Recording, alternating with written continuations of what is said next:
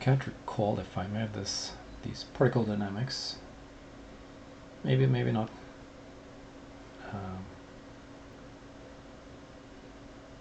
Such a long time ago. But anyway, that's not what I'm going to look into.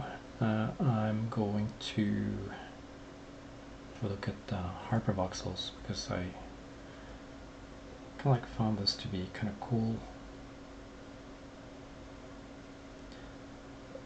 So how this is done is it's quite simple actually.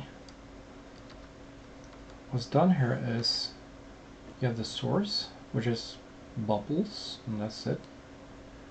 But then you subtract that.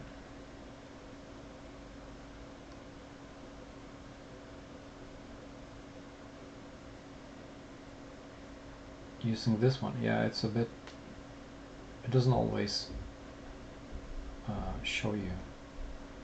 Here we go. So if I take that to additive, you can see what's going on there.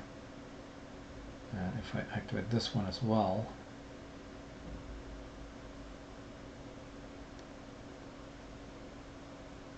so you can see also that these guys are a bit smaller than these guys.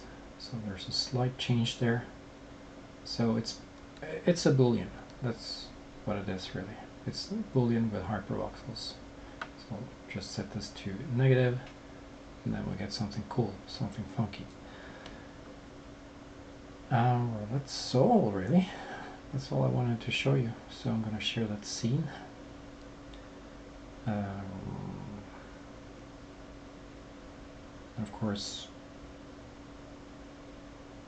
MPEG-4 compression sucks, but here's kind of what it looks like rendered.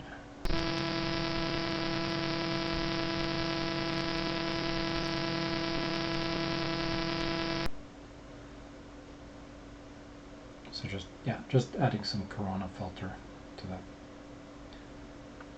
Okay, so pretty cool. And of course, this is cell shaded, so it's here. Yeah, nothing all that special with the cell shader and the particle H and color. And just a regular background image, really.